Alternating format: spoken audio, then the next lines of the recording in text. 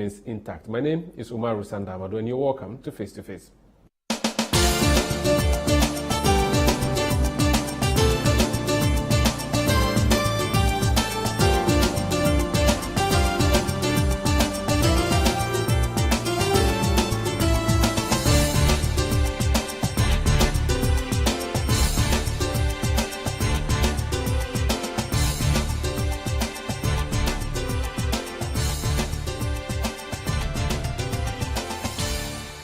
My guest on Face to Face has done so many things in politics. He's been a member of parliament, he's been deputy minister, he's been minister. Even at the ministry level, he's been in various portfolios, tourism, information. And then he was given a job as state enterprise, then SIGA, and now the president, Nana Akufo-Addo, gave him a job as a minister for Chieftaincy. That's because he failed to be chairman of the NPP. The Honorable Stephen Asamoah, you're welcome to Face to Face. Thank you. How are you?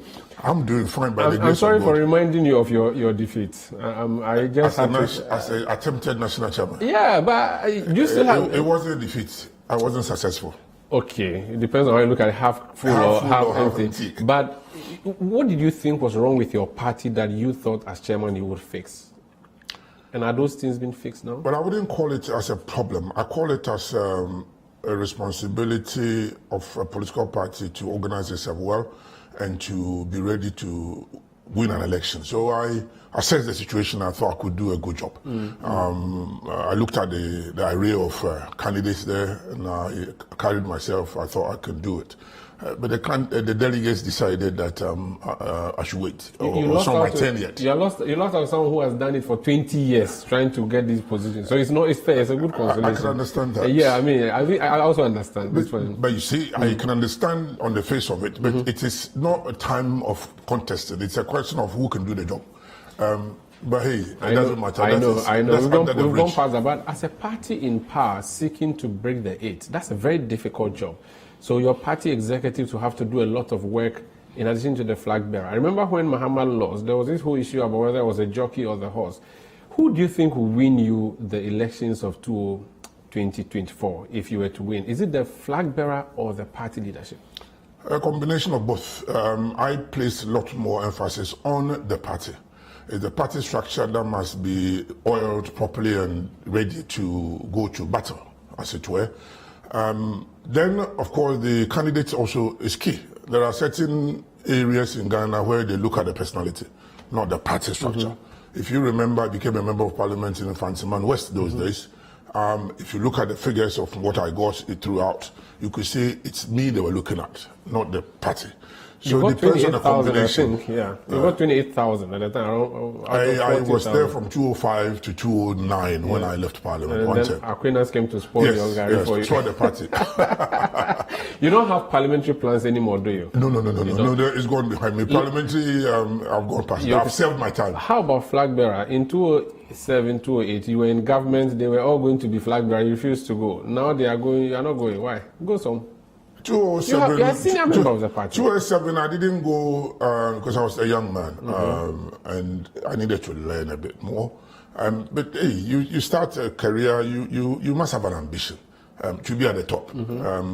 I didn't go, but 2014 I did. If you remember, so 7 of us. Yes. But I didn't get through again. So I also sold myself, but. Actually, going to that time, I wasn't sure I wanted to be the leader. It was sell ideas and to get the party motivated, which I did. In the end, most of my programs were picked up by Nana Akufo-Addo then, like the chairman of the party, who most of them have become now DCEs. It's something I told them we could do, and I also told them an idea about trying to reward them or give them some incentive to work as a party people. Because when you realize party people vote for the party to go into power, there are ministers who get paid a monthly, but the party people doesn't get anything. So we could have done something more creative, entrepreneurial stuff, and donations here and there to pay party. But those ideas have been picked up, and I can hear one of the candidates talking about that recently. Why not running? It's all my ideas. Why not running this time? I've got a job to do now. There's a time for everything. As the Bible says, there's a time for now for me to be in this ministry by God's guidance and providence. There are issues with the chieftaincy areas, and it's the heart of the nation. Chieftaincy, as you rightly said in your intro, before the democracy or the white man came here, our chiefs were in control, basically, with the people. I've said it somewhere that if we had been allowed to develop on our own without the white interference, we would have developed and proven to be a key civilization, new civilization with our tradition and customs mixed up and blended together, like the Japanese have, like even the Chinese have. But somehow we were absorbed by the English and we bought took everything democracy. Wholesale. Yes, and we're taking everything. Who can? I want to do small politics before we go to chieftaincy, which is your main ministry now. During your time working in Kufuor's government, a lot of you were tagged the Kufuor boys. Now, there was this divide of Alan boys, and who are also Kufuor boys, and then Akufo-Addo boys. How did you work your way to work under an Akufo-Addo government, even though you were perceived Kufuor boy? How did it work for you? It's an interesting thing you've raised, and I've always tried to explain to people that there's nothing like being somebody's boy in politics. There are some people who tug on people's coat and just get stuck to it. I'm a party person. If I can tell you a bit of this party, it started in the so-called revolutionary days when there was no political activity in Ghana. But I stood up. I called for democracy, and of course, Rawlings, Flight Lieutenant General Rawlings, that time, did not permit me. I was declared wanted, if you can remember, and I went into exile. And in exile, I joined the Conservative Party and pushed the idea that Ghana cannot be a dictator revolutionary. We should pave the way for democracy. That's how I joined Mrs. Thatcher's party, and through the Linda Chalker. In the UK? In the UK.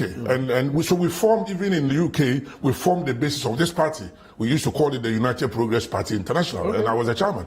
Before J.H. Mensah, I gave the chairmanship to J.H. Mensah, and I became the organizer, first organizer of the party. And then we brought some resources for us to start the foundation of the NPP. So I understand that in matters like this, you need to have the party structure all coming in. So people thought I was this man's boss. I said, no, I am a party person. I came to serve Kufuor as a president. Indeed, he actually asked me to join him here. Otherwise, I was going to be a member of parliament in England, in the House of Commons, from Greenford constituency. Oh, I see. Yeah. I see. Safe seat for the Conservatives. He would have been the first black. And you would have been qualified there, just like our man who went to be finance minister was fired. I would have been the first black Ghanaian in the House of Commons before Kweku Kwarteng came in. But candidate Kufuor then, whom when he comes to London, I take him everywhere because I was used to the system there. Then asked me to come and the English system was established. Come here. Let's develop that. Fix Ghana. And so I left and came in, and here I am. I was serving my boss, and at that time there was a candidate. I had to choose, and I chose one.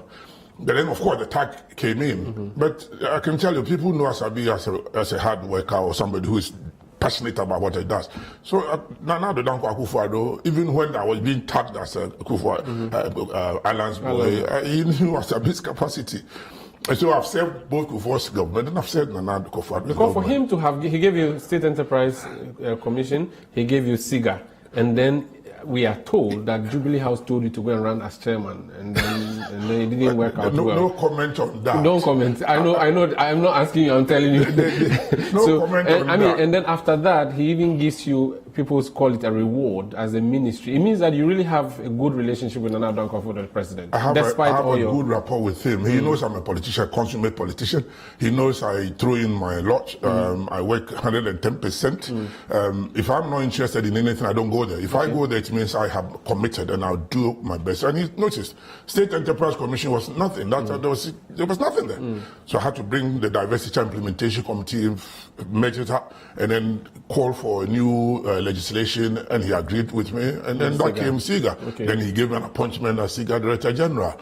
Having exhausted that, and I said, okay, let me go to the party and see how I can hold the party and get the party machinery ready for an election, which keeping an eye on the NDC. I know the caliber who are coming there. And indeed, that's the caliber who have come. I could match them boot for boot. There's actually... I know I worked for Rawlings before, if you don't know. Okay. Oh, you did? I did the cocoa evacuation in 1982 for Jelly John Rawlings. He was like a brother to me. Oh. But then I told him the truth. He didn't listen. That's why he labeled me as anti-revolutionary. And you ran away? Of course I had to.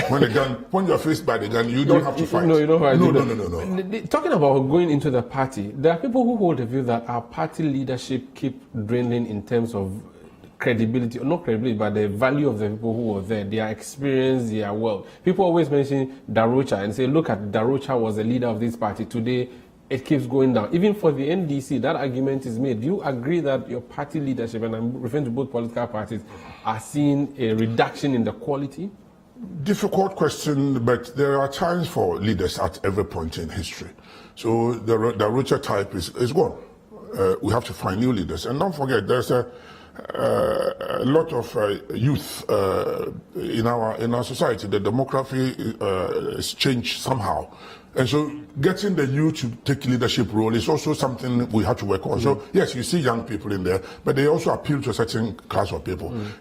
Those of us who are seen as a bit mature must give them guidance and direction and train them, and which we do. My party secretary, Justin Kodia, is a young brother. In fact, I doing everything. He consults me. He still consults me. So we work together. And so he looks young, but he's got a picture that to carry us on. This is my last question on politics. There are two front runners, at least that's what the polls are looking at in your internal party polls now. Alan Chamanti is back again. Dr. Mahmoud Bawumia. That's the Akufo-Addo boy, Bawumia, if you should put it that way. And then Alan Chamanti, who's always been the Alan Chamanti boy. Whose side is Asabi on? Let me go back again and say to you that this boy doesn't work. Indeed, Bawumia is not anybody's boy. He's a mature person who is the vice president. But Akufo-Addo brought him, so you can call him his boy. Akufo-Addo got him as his running mate and became the vice president. That doesn't mean he controls him. It's a role that he's been given, and he's doing his role perfectly right. So I wouldn't say he's Akufo-Addo person. He's working with him, if that's what you guys want to interpret. That's the journalist way of doing it. But I want us to discount that. Yes, it's Alan and Basic Bawumia who are the leading contenders. There are others. Don't forget my own brother. From the central region. Yes, I was thinking you actually would be tilted more. Ken is my brother, but he knows me. He knows I tell him the truth when he goes wrong. But did you tell him not to run? We've discussed it, but I won't discuss it on the set now. No everybody has the ambition. People have a way of wanting to achieve something for themselves and for the nation, and they have a service to deliver. That's their business. I'm not there, so I'm not going to comment. They will do that themselves. But there are two leading contenders. The others come in. But for me, I don't belong to A or B, although I prefer, and I can tell you, Bawumia's side. Why? Looking at the array of not the years you've run again, but what he's done since he came into the limelight as a running mate and as a vice. He's one of those people I've seen politics who has matured very, very fast and quick and smart. And he's got the strength and the character to withstand the pressures. And I also remember that for 2016, winning that was partly due to him. In most cases, partly. I'll give him he ran the campaign. He ran the campaign a lot. He ran the campaign, and he was on the attack. And when you are in the political arena, you must have the stomach to be on the front foot. He's on the front foot. The others, I don't want to. I'm commenting on the one I think that we should give him the nod to lead the party. And I believe that he has the character and the strength, and he's learned on the job very quickly. And he also comes in as a very humble, down-to-earth person who embraces everybody. In politics, that kind of trait is so key, and people must be able to relate to you, must approach you.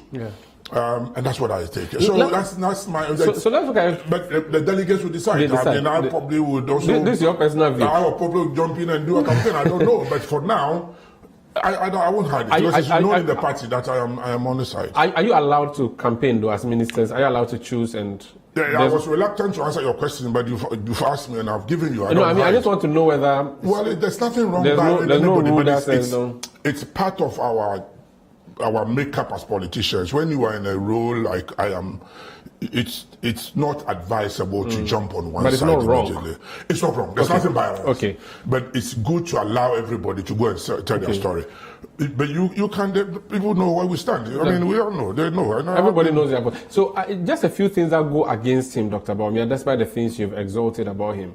The religious tickets or the religious card that is being played, how would he maneuver his way out of that? I am trying not to be the spokesperson for Dr. Bawumia on mindset. I'm tapping into your former national orientation minister role. You I'll watch you next time. But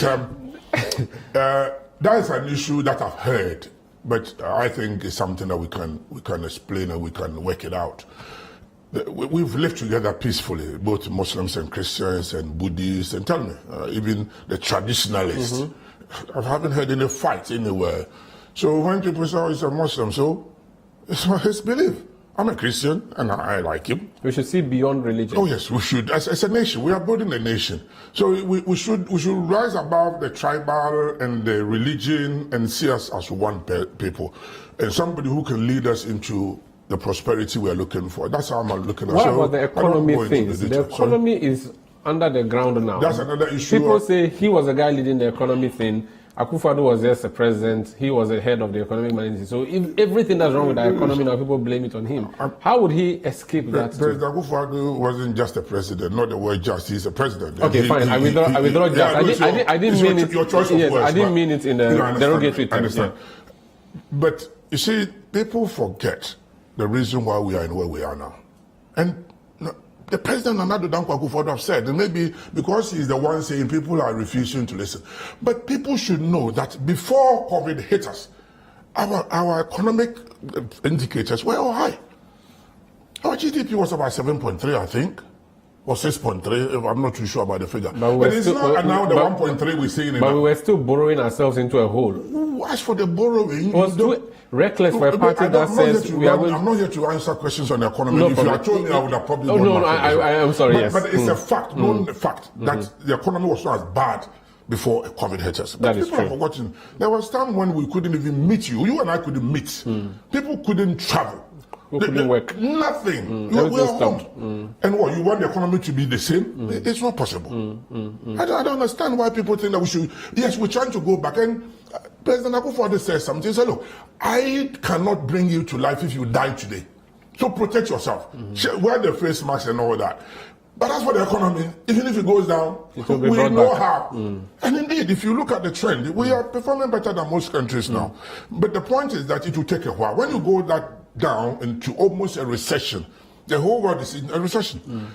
And so it's not a borrowing, it's a question of things didn't work the way we wanted it. So it will take a while. But we're going to improve. Let me not debate you. Let's leave the economy. Let's not I mean, it's not my remit now to talk about. Can your party come out of the possible cracks that may emerge after the Congress? You use the word possible. Yes. I hope there wouldn't be any cracks. Democracy brings its own disadvantages of divisions because everybody lines behind somebody. As I said, we took over the Western democracy too wholehearted. And at some point, we ourselves got confused whether the Westminster type or the presidential type. So if you look at our constitution, it's a mixture. And sometimes I don't like it. You must take your colors and know what you're doing. I would have preferred the Westminster type. Because of your orientation, of course. Maybe, but you see, it's also because of our tradition. But then that would mean we'll not have an executive president. What do you need an executive for? So that things will be, maybe because of our background. That's our problem. When you are developing as a developing country and you want, executive dictator, somebody, oh, no way. No way. Listen to me. Prime Minister business is too close. But look at what happened at number 10. A Prime Minister can be voted at any time. Even your own bank benches can revolt against you. Exactly. It doesn't collapse the party or the government, but the new leader will be found. Are you with me? Yes. So you, the leader, will watch your own colleagues and do what they want. And it's a collective responsibility. We have taken that collective responsibility, but there's always the president who's executive and marches us forward. But you see, when you are developing and the political systems have learned, You need everybody's mind. You need consensus. You need people to come together. In our old tradition, when the chiefs used to run the country in a way, there's no way a chief come and dictates. No. If you watch, let me use Otumfuo as an example. When Asante Hene sits in the state, he's got his sub-chiefs all around him. Ifan Benkum, Jase, Kunti, Nemi Bantama, Morehini, that's the one I like. And they're all there. If there's an issue, he doesn't speak first. He asks them to talk. And even if he came with a different mind and he sees the array of opinion is against this one, he cleverly says, oh, this matter is resting. We'll come back next week. Let's rest the matter here. This is Face to Face on City TV. I'm with Honorable Asamoah Boateng. He is Minister for Chieftaincy. We didn't talk about Chieftaincy. I wanted to just, walk him through his old political life a bit before we talk about the main things that he's doing now at the ministry. My name is Umaru Sandamado. This is Face to Face. Please be with us.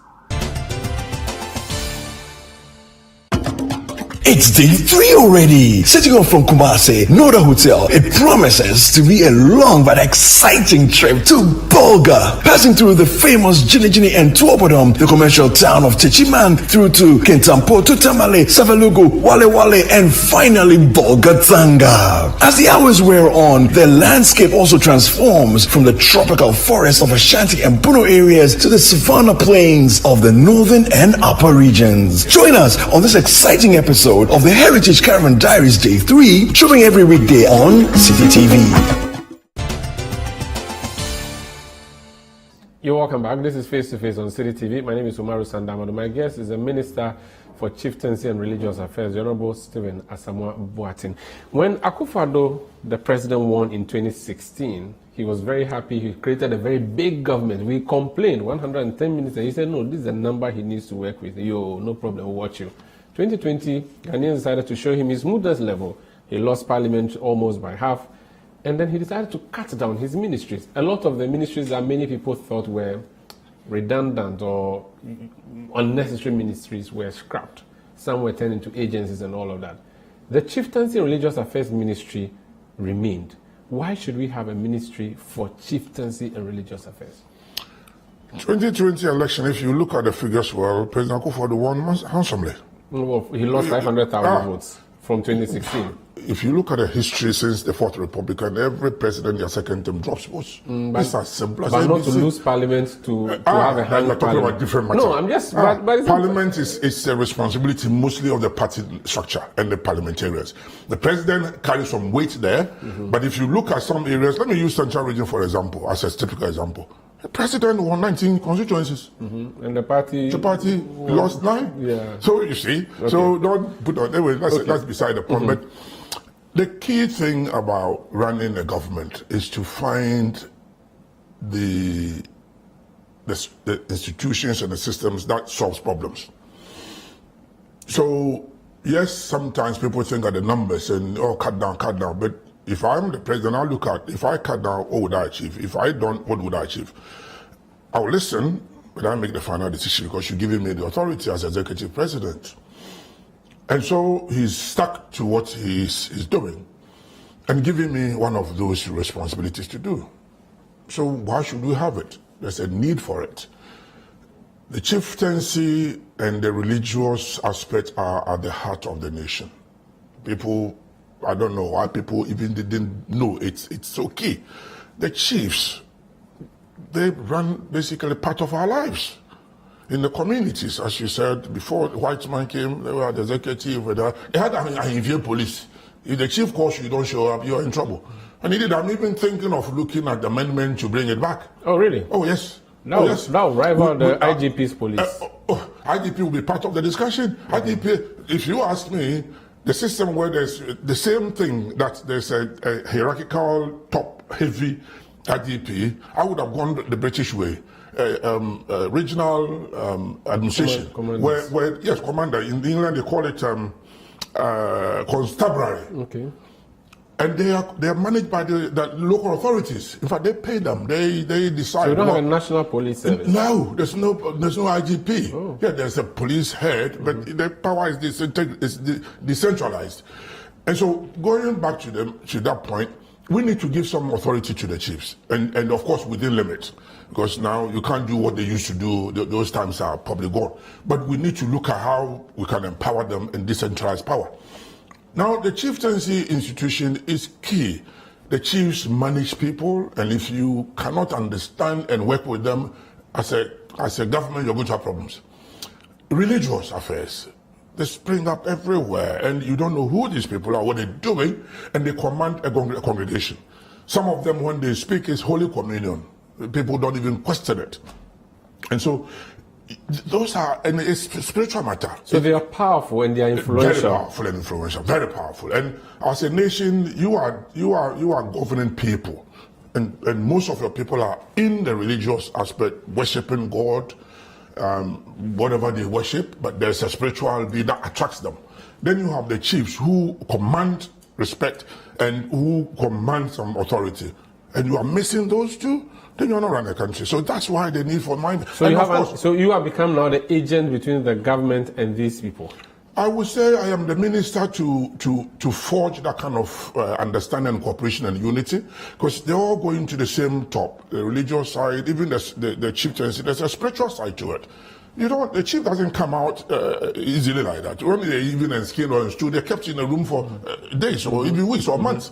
Before they come out, they are different. Spiritually, they've acquired some authority, and you have to bow. Even if they are young, you bow. And so a minister of that nature has to manage and seek their cooperation, and for national development, because they are the same people, the people in the community who worship or with the king, the chief and the king, and the same people in the congregation who are the citizens of the nation. So that is the role I'm. So what policies do you drive for these two institutions? It's to forge cooperation and make sure there's a national agenda for development.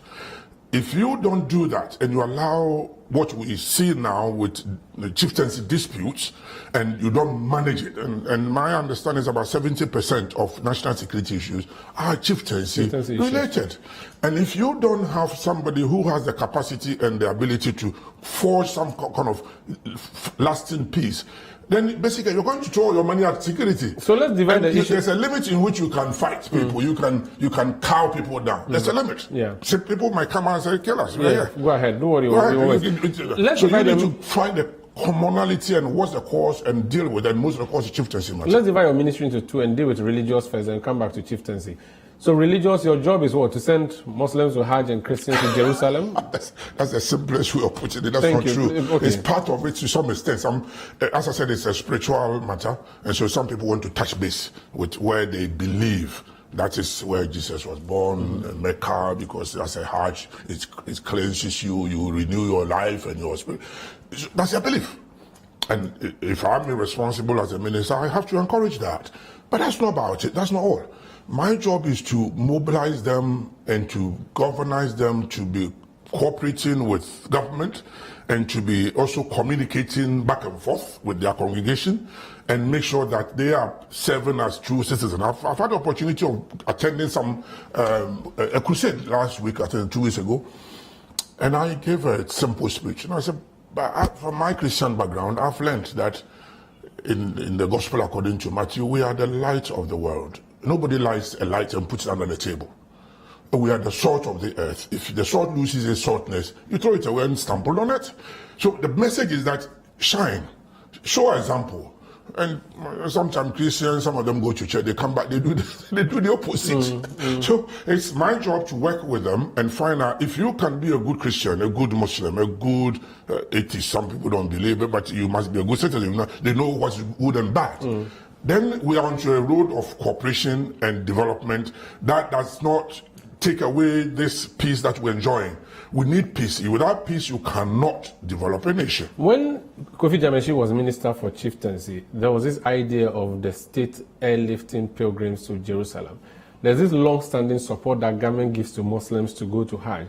There is a view that do not, as a state, put money in people's religious life. That is their private business. They want to do it. So let them do their thing. Why should we put our tax CD in there? My mind has been drawn to that, and I believe that states also has a responsibility to help its citizens. But if it is a case that is draining your resources and you think that it's much against personal interest or spiritual interest, then the state must think again. But I don't have anything wrong. I don't see anything wrong with the state supporting. You see, as a government, people's livelihood physically is important. We must also think of their spiritual well-being. If people are mentally unstable and spiritually disorganized, and they cannot be citizens, they cannot work. If I wake up in the morning, I haven't said my prayer, I don't have a clue as to what I'm facing out there, and I go out, I can be knocked down by spiritual forces. You get confused sometimes. But if I pray and I go out, I think I'm emboldened. That makes me who I am. Are you with me? So it's the state's responsibility. But people are willing to use their own money to do that. Oh, some are doing that. That's why there will be a review. There's the need for review. There's a need for it. Because I believe that we must also engage the spiritual leaders and say, look, partly you have decided to go because you want to build your spiritual life. Maybe the state may come in, maybe some logistical support. But in terms of your fares and all that, hey, handle it. So there's a need for the debate. I get your point, but now there's another question. You cannot cut the state off completely. And in fact, yesterday, at Labor Day or Workers' Day, there are a lot of things that are talked about, salaries and issues. Yesterday, organized labor was busy saying that stop building a national cathedral, convert it into a hospital. What do you think of that as a minister? I saw it on the front page of Graphic. Yes. That tells you... It's huge. And this organized labor talking on May Day about workers' welfare, and they're talking about the cathedral. To something else. Yeah, it's a big deal. They drifted to something else. So I read it and I thought, oh, that's something they could have spoken to us. No. But it's out there. They're telling you it's a misplaced priority. What do you think? It's not a misplaced priority. Let me put it this way. It may be the timing may not be the appropriate thing now because of the circumstance we face. So there may be a need to slow down. There may be. I didn't say we should. There may be the need because I didn't conceive it, and I'm yet to. It's not even within my remit. It's not here. It's not your ministry, right? So it's tourism, I think. I think the last time I think the budget came to Parliament through tourism. I should think so. Yeah, But doesn't come to no problem. So it's not as a your citizen, ministry. I have expressed that look, we may need to look at it, but as to building it, I don't see anything wrong with it. There are multiple uses for it. So if they are even talking about hospital, why not? We can put a hospital on the side of it. I mean, the space there is huge. It's huge. We've collected all the cathedral is taking just one aspect. If you look at the other side, heading to Parliament side, I think that's available, and that's all been. So there's a need for debates. As a nation, we need to talk, which is good. There's a freedom of expression. So people may disagree with president or with us and think, oh, stop it. Or you have it. That's why nobody stopped editor. Yaba. You don't. My brother. Brother. Okay. The comrade. Yeah, Yeah, I know. You know where I'm coming from. I am sorry letting you. Drag me into socialism and communism, which I don't believe. I am sorry. I withdraw. Please, but he calls himself communist. Say patriot. Patriot, Yaba, Dr. Patriot Yaba. But you can't stop him. But he's entitled to his opinion, and that's what I'm saying. That the Constitution allows this expression of freedom of expression. And the President said it yesterday that he's not the president going to stop these kind of fundamental human rights. But we will think about it, and we will do. When we meet, we talk. We are a group of people. If you know that, I don't know about the NDC inside out. I know them from when I worked for Rollins and all that, and I think I know them in a way. But in terms of inside thing, we are more open-minded as a group. In MPP, no one person controls us. Oh, you don't know. NDC to the same. Oh, now they are trying. It used to be one-man band. It used to be one-man band. In fact, now it's still one-man band. Let me tell you, whatever Muhammad says is what they do. Your office is not far from that former one-man band's house. Be careful. How? Rollins' house is not far from your ministry. I'm just reminding you. But there is now. It's my brother. He's not more. He's in the spiritual realm. And may God make his rest in peace. May God keep him in his bosom. And he had his own problems. So you're just saying that your party, the MPP, there are so many opinions. Yes, we have opinions. People are lawyers and all those people. And everybody also has lawyers and everybody nobody can cow anybody down. And that's the beauty of the MPP. It's the same with the NDC. I'm just saying. No, now there may be, because, but it's still it's controlled by Asiedun Katia or Mahama. No. Listen to me. But those are the I can even tell you Asiedun Katia even controls more than Mahama. I'm not scared to say that. Oh, yes, I'm not saying that. Okay, but he's a chairman, he's a leader of the party now, so it's fair. Well, but Maybe in our Mahama party, if you look at our party carefully, nobody controls the party, not even chairman. None of the chairman who came control the party. I'm not sure control is the right word. Maybe direct or drive. Like if he controlled the party, if Mosquito really controlled the party, you wouldn't have been minister because he said they shouldn't pass you. But he controls his party, you know me. Then the party disobeyed him. But they voted for you. Oh, but because he was, he doesn't have control over them. There's a limit in which you can control people, and so there will be a rebellion. So you see, and that's what happens. So you see, he doesn't but in control. our party, we don't control, and that's why you haven't seen that huge. It may raise up and no, there's a 3-line whip. You will always they'll give instructions. But we are 137 plus 1 for on our side. So we are digressing. Let's go back to religion. Another thing that matters: LGBTQI. There's a bill in Parliament. You have said at your vetting that you are against completely LGBTQ. The president whom you work for has said in the past that it is. There's a word he used. There's a phrase he used. I'm trying to recollect the word, but he said something to the extent that it was something that he said it was bound to happen. That's what the president said at the time. When recently he spoke about it with the US vice president, many people think he wasn't as straightforward as Professor Mills was when the issue came between David Cameron and him.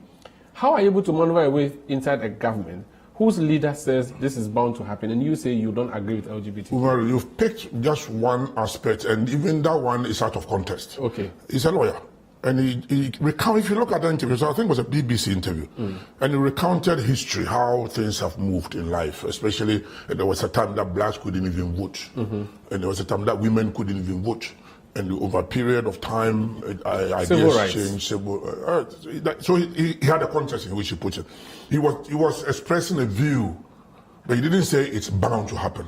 Now, the second point, he's also said, and when the question was put to him that he is going to allow would he allow same sex, he said, not in my time. Yes, I remember. Not in my time as a president. So that's definite. Yes. So you see, you pick just one. But then when he met the US vice president, the most recent thing was a meeting with the US vice president. Oh, are you saying what he said? What about what he said? And he still stand by it as a cabinet minister. He stand by it. He says no, and that's what embodies me also. She said, this is what my boss wants. And that's what I also believe, that it will not happen. But you are here. The US vice president's matter is something that is still being under debate. In fact, she came with an agenda, of course, and she said what she thought because that's what they are doing. But I disagree with her. And indeed, you are from the UK. Okay, you have UK orientation. It is very normal there. Why do you think it is not normal? People are fighting. People don't agree. But maybe people are forcing. You see, the danger is that before you get to the level the UK has got and America has got, the LGBTQ, whatever, I deliberately refuse to mention their name because I don't recognize it. Why? Why should I? Fundamental human rights. And what about my fundamental human rights? If they go about doing what they're doing and want to marry man to man, and then they want to teach our children that man and man can marry, and then they want to say that, okay, I want to adopt your child, who should go and give child for you to adopt? And if that is what you're doing with the gay activity, you want to corrupt my children, that's my family. And that is my also fundamental. So your fundamental right, as you want, has a limit. You have a relationship. And that's why they're even hiding. Why are they hiding? We wouldn't allow it. But you see, the danger is that if we are not definite and we don't shut it down quickly and even tell them they are wrong, it doesn't sync with nature. When you say shut it down, how do you shut it down? Because it's not syncing with nature. Listen to me. God did not create us like that. And we are cosmic human beings. We relate to the environment, nature. When the sun comes out, we're happy because there's an array of light and happiness. Unless you're an owl and a bat, those ones, they are not happy when the sun comes out. But that's when they go to sleep. I'm sorry for being... But my question is that you have heard people say that you are a government currently begging, asking for the West to support you. In the West, these are rights that are respected. Now, I remember the David Cameron Mills thing. He said he will not let aid to be tied with LGBTQ. Are you sure this comment you are making will not affect your outlook with the foreign? They respect our views, and I'm telling you, they do. We have our views. And even you as an individual, you think that you don't have a problem with it? That is, I'm telling you, as I speak to you now, we are debating. We are not debating. We are discussing even in cabinet the legal bill. There's a cabinet memo that we are looking at, and we're all in one corner that we would not allow it to happen in Ghana. So if he goes to Parliament, if he comes to the president, he'll assent to that bill. I'm not the president, so don't push me there. Okay. The point I'm making is that we would let our voices be heard, and that we are against the gay and lesbianism in Ghana. It's against nature, it's against our traditions, against our religion. If the white people think that they now have evolved and there's a new Bible they found, they should keep it. We don't want the new Bible. But they brought you the old Bible. And they should take it. Maybe they hear something. And now they found it and they've included it. We don't want the but new. they brought you the Old Testament, the New Testament, and now they brought you the current Testament. You should accept that too. You see, you talking about the current Testament. That's a good one. But listen to me. We will not let them dictate to us as to how we live our lives. We are human. We are a sovereign nation. And they can go ahead and... the danger, and this is where the president was trying to drive at, the danger, is that if you are not careful and we don't put our foot down quickly, they will begin to influence society. They will begin to take systems, influence journalists, influence politicians, influence judges, influence teachers, influence professors. And before you realize, and they have a lot of disposable income because they don't have children. They don't have, but they want to adopt my child. So listen to me. They are not right. In fact, I think they need to be healed themselves. They are wrong. If they are wrong, let's tell them, come. We'll pray for you. We will heal you. So don't take us into your level. We won't go there. There are charlatanic churches or religious organizations. In Kenya today, the big story is that someone who incited his people to kill themselves, over 100 people, who is a religious leader, a church leader, is in court. In Ghana, we have things like that, where people come on the television, they call them televangelists, they say all manner of things. They also have all these small churches, they do these things that they do. How is your ministry approaching such groups? We have a draft policy on religious matters, which has been circulated for a while. I'm going to reactivate it and for us to have inputs from all of them. We believe as a ministry that we must sanitize the religious front. There are, as you put it, charlatans, occultism, whatever you can call it. I'm not naive. They call themselves men of God. Some of them, they are not. They don't even understand what it means by men of God. But we cannot generalize it like that. So we need to find a way to manage the front. So the policy will give us a guideline. There may be a need to register them. Okay. There may be a need to understand what they do. Because they are controlling, in a way, congregations who are citizens. So what, we should stand there for one pastor, as you said, in Kenya, who takes them in and drink poison and die. And then we take them to hospital or bury them and put them in the morgue. So we need to find a way to manage that front. Very well. This is Face to Face on City TV. My guest is the Honorable Minister for Religious and Chieftaincy Affairs. We'll talk about chieftaincy in concluding when we come back. Please stay. Sweet mother, I never forget you. Sweet, sweet mothers, how could we ever forget you? This year, on Mother's Day, we plan to do quite the festive opposite. What better way to show out for our beloved matriarchs than an entire evening dedicated to celebrating the phenomenon that is motherhood. Mama's boys and mama's girls, for all their love and sacrifices, here comes the ultimate Mother's Day gift. Picture this: a flavorous Ghanaian spread with countless mouth-watering treats, just like Mama's cooking. A glitzy dance floor serenaded by Mama's favorite tunes just for Mama to boogie. And a stunningly intricate portrait of Mama just to remind Mama how truly beautiful she is. Join us on Sunday, the 14th of May 2023 at 4 p.m. for an enchanting evening of appreciation and enjoyment for our feminine support systems. The venue is at the City Gardens, number 5 Ola Hansen Lane, Tesano, and the rate is a cool 350 Ghana cedis. It's going to be an evening of Ghanaian food, dance, and the celebration of motherhood. So book now and secure a seat for Mama at the A Portrait of Mama Mother's Day dinner now. For more enquiries, call 020-5973-973. The Portrait of Mama Mother's Day dinner is powered by City TV with support from City FM and is sponsored by Dano Milk and Tasty Tom.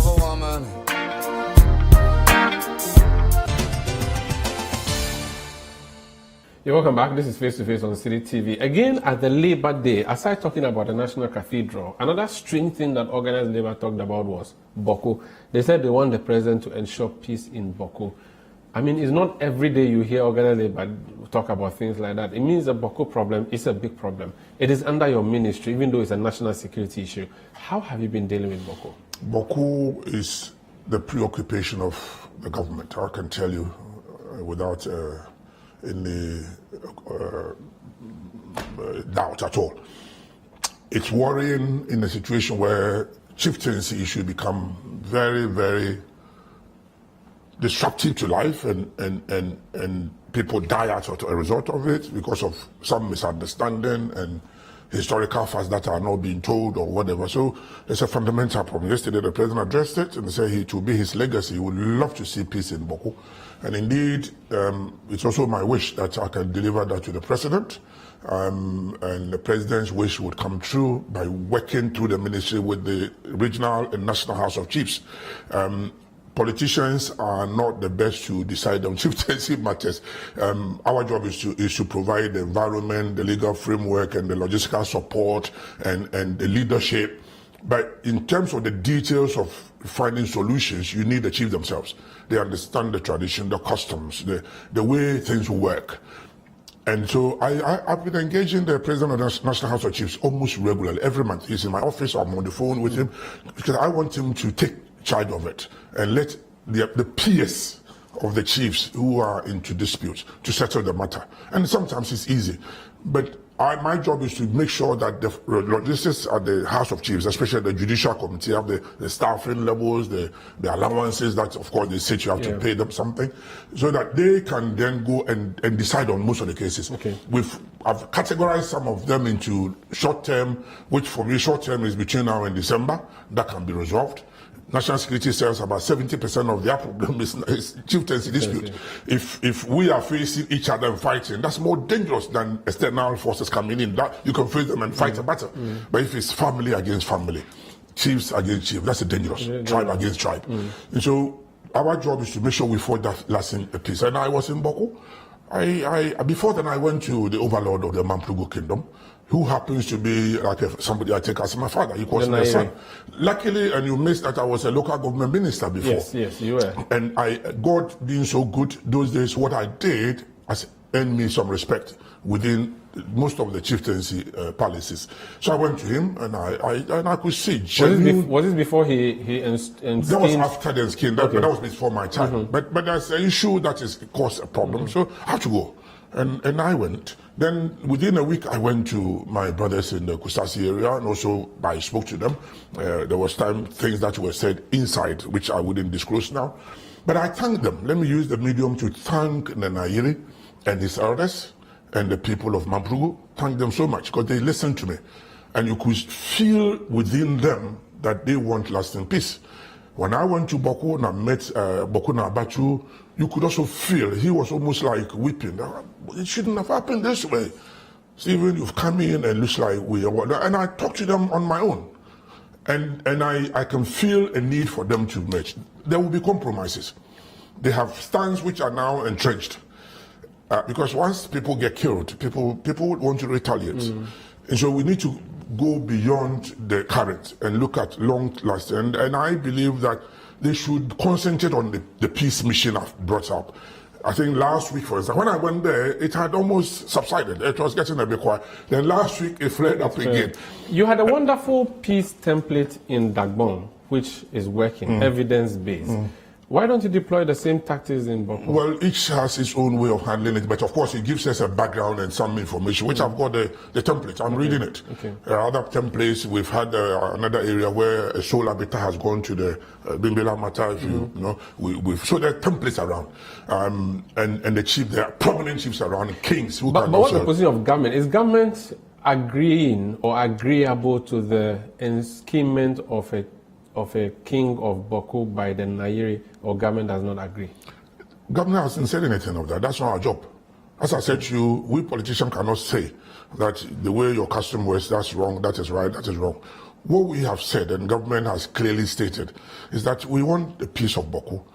And these incidents of an unskinned so-called, I use the word so-called, in Narirugu had erupted some violence here.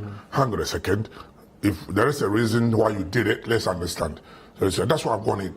So I'm picking up all the information, and then I am asking for compromises here and there. Because once you have a chief or a king, you cannot unking him.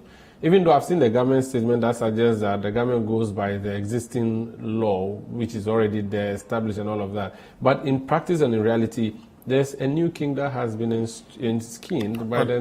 I would rather not go into details on the set now, because I'm doing a peace mission. Okay. And when you're on a peace mission, don't disclose all your cards on air yet. Okay. So I beg you, I will not push you. That's fine. Yes, I'm not going to push it. Thank but you. we need to see but peace what in I have Boku said is for the comments to continue. I thank Boku now, I thank Nayere, I thank the Yana of Dabon. I went there. This matter was discussed. Okay. And so you could see there's a convergence of opinion that we want not lasting peace. Sunday I was on the phone with Bokunaba. Today I'm on the phone with It's the background work I have to do, and also show my face that, look, I am genuinely wanting you to talk and bridge that gap. And they are talking. They're talking. Have you managed to get them to talk together yet? Yes, I'm trying to work with them and the House of Chiefs to draw a timetable and also have a roadmap that will have milestones as to what we do at when. And my hope is that by the first quarter of next year, we would have had them sitting at the table. Hopefully, we have the background work done quietly by some prominent chiefs to help me out. And then that I can see peace. The challenges will come. There will be. I'm not going to close my eyes and put my head in the sand and expect that everything will be smooth. There will be rough road. But it will get there. Oh, we'll get there. We'll get there. We'll be praying for Boku. Finally, on chieftaincy, there's this view that the lands that the chiefs sell, it should be given to the district assemblies and, for that matter, local government to run. You have been a local government minister before. Who should, and I know the law, what the law says, but the issue of double sale of lands and triple sale of lands has been blamed at the doorstep of the chief. How do you manage something like that? The lands don't belong to government. Government acquires land for a purpose. That's how it started. Even the colonial master, he came from England and Netherlands and whatever, named the Portuguese. And because they had the gunpowder, they took some of them. And they would have taken more if not for the Aborigines Rights Society, who stood up. So we're thankful to our ancestors for resisting. It would have been more than Zimbabwe We have lost all the Rhodesia.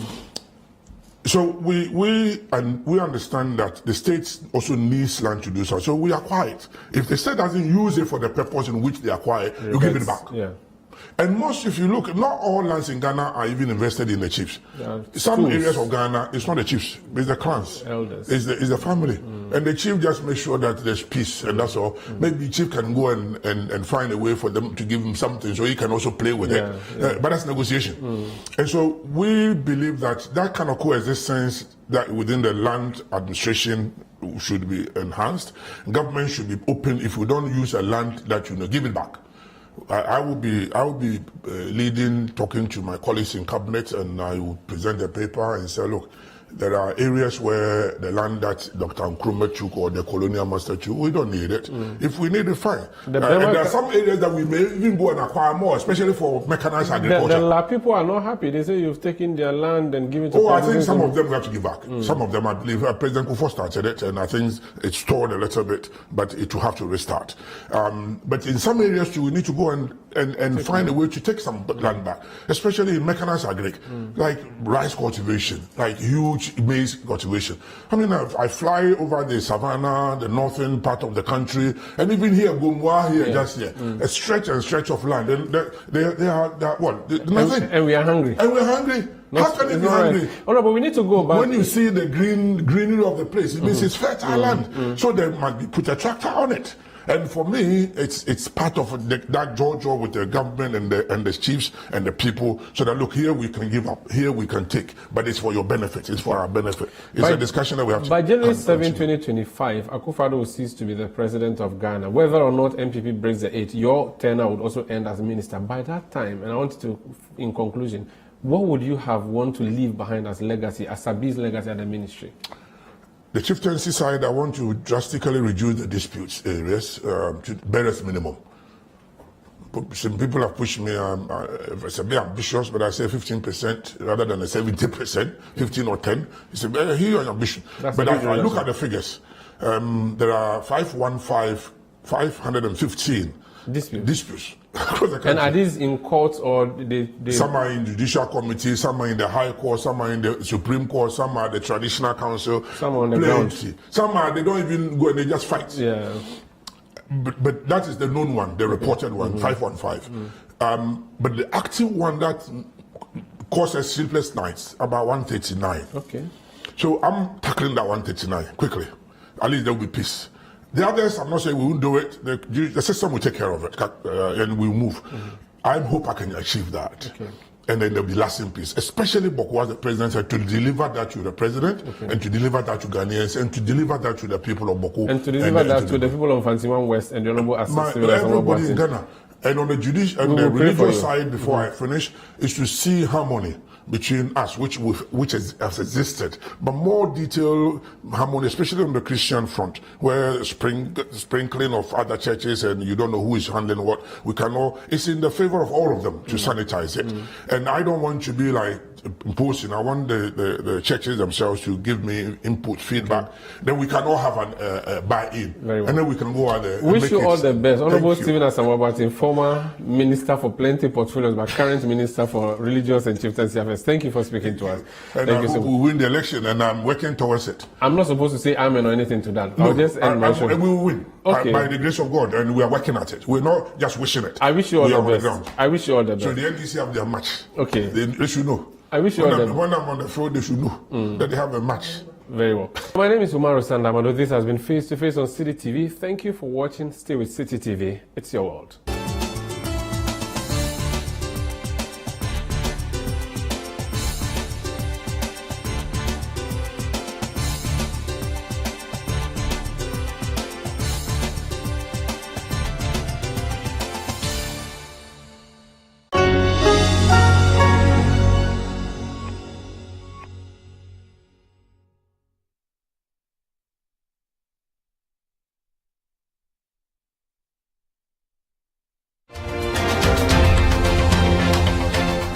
Regardless of what your point of view may be, he holds a mirror for you to see the reflection of reality.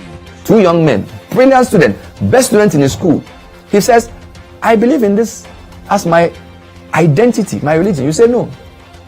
You won't take him because it breaks discipline. I think we should not be at the wrong side of history. There's passionate opinions that shape your point of view. As for the president's credibility in terms of anti-corruption, I'm afraid to say it's in tatters. An analytical and non-partisan I'll give you a point proverb, of view. and I can proverb. Sɛ Patrick Kwasi Obama Otoma, ɛdɛn? TND. This year, forget it. Dialogue that informs your socio-political point of view. I'm young enough to wait for God's opportunity tomorrow, and I'm not in a haste. Are you lacing your boots for 2024? Absolutely not.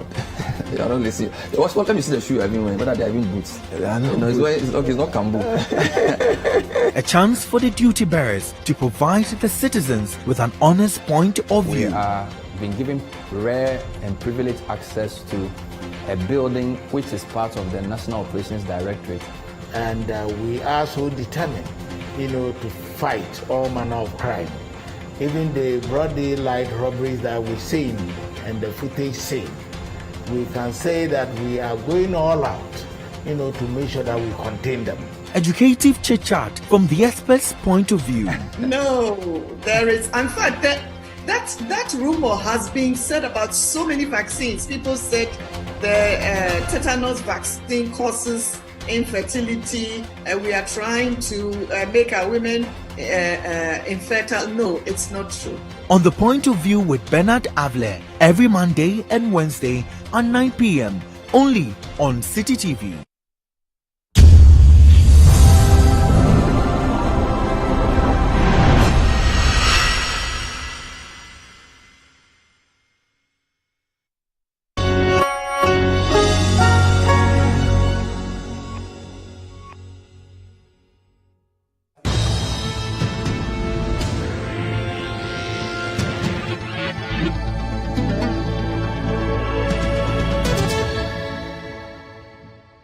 Hello and welcome to City Sports Roundup with me, Benjamin Nketia. Coming up,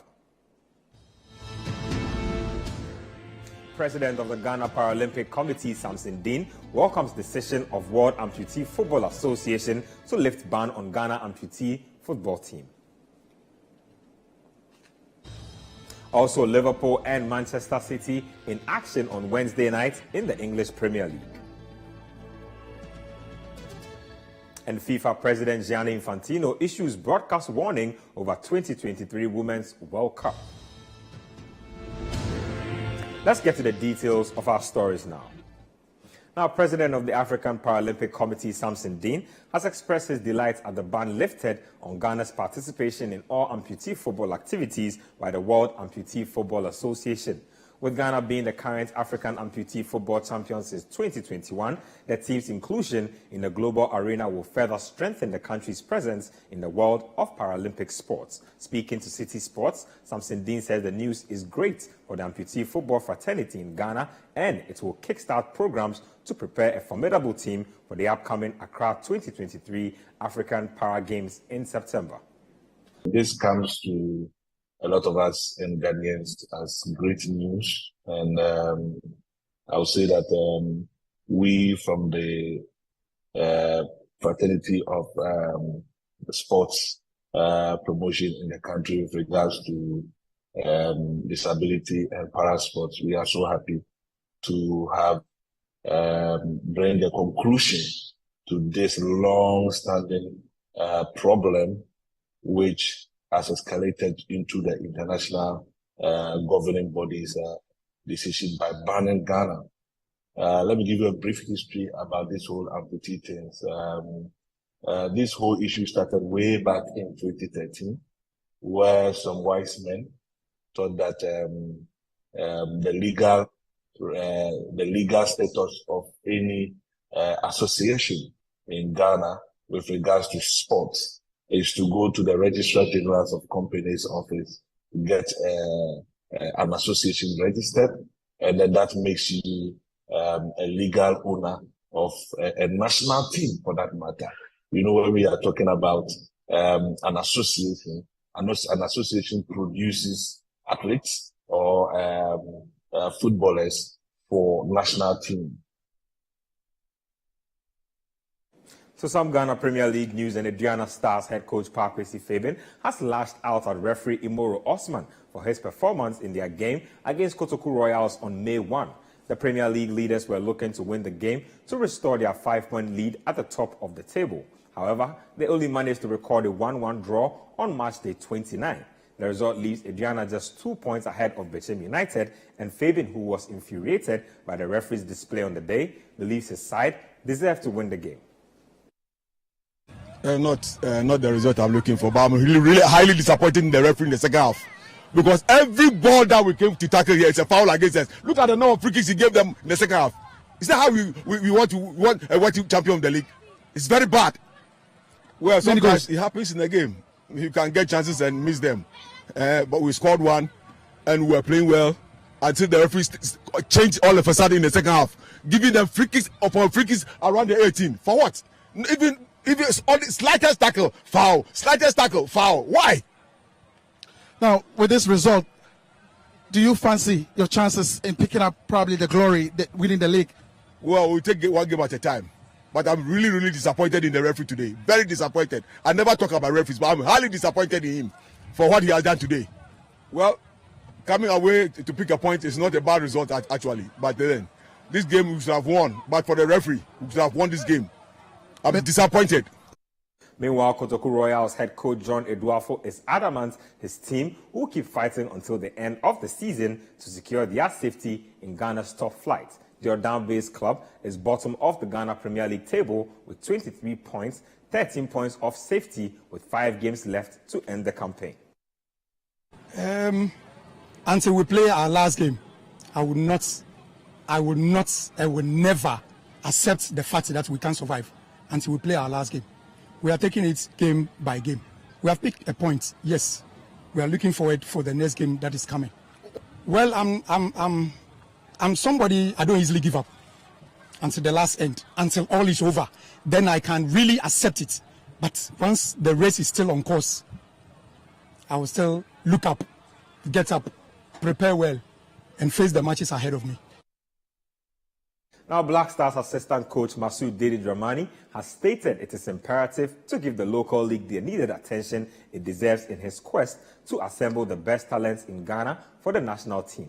Dramani has been pictured at several league centres this season, most especially at the Accra Sports Stadium on match days. Speaking to City Sports in an exclusive interview, Dramani stressed on the importance of broadening their scope beyond the Bet Power League for exceptional talents.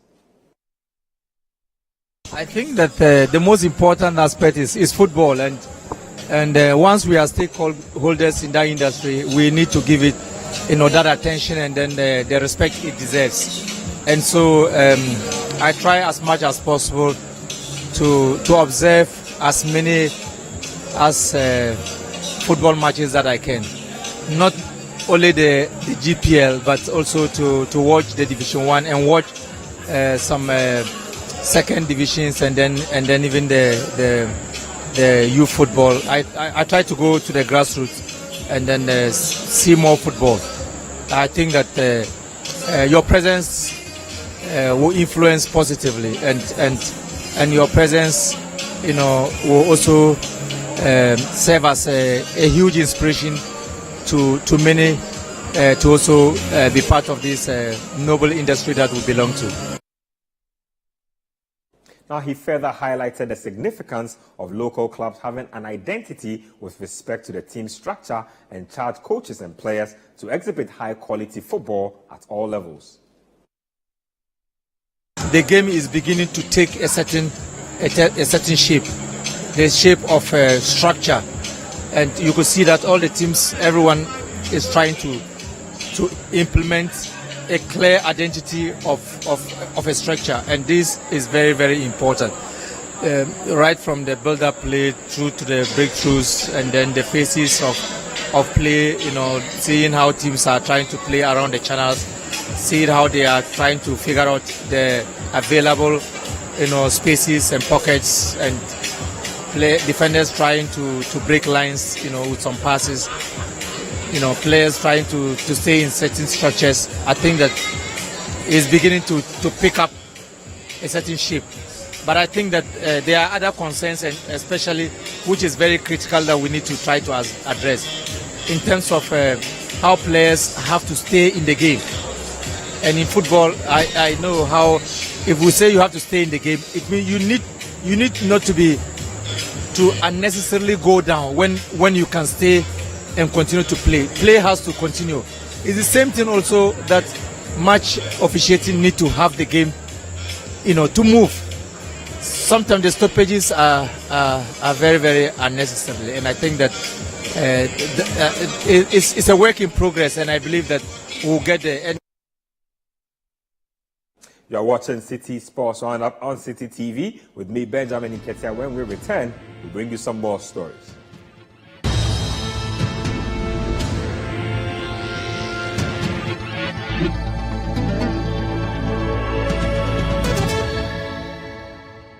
Mothers go above and beyond to give us 5 times the love. Tell us how much your mom means to you, and let's HD Plus make it feel like 5 times the star this Mother's Day. From 13th April to 1st May 2023, record and send a 30-second video about how amazing your mom is. Feel it to the WhatsApp number 020-0044-420. Your video will compete with other entries to win one of the 65-inch NASCO flat screen TVs with an HD Plus model for mom. HD Plus, the Feel experience.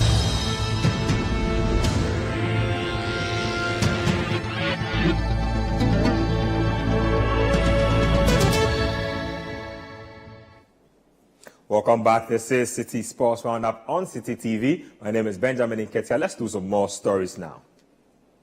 Now, Real Tamale United assistant coach